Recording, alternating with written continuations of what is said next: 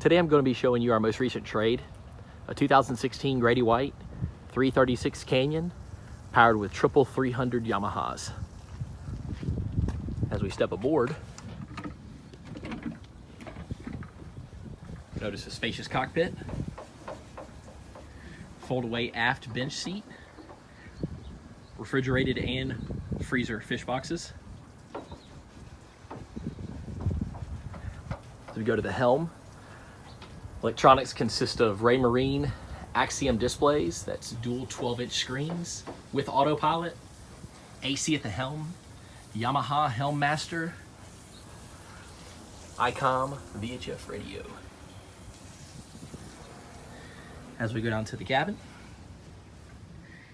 small little berth for two, all of your isinglass curtains and wing curtains, main distribution panel.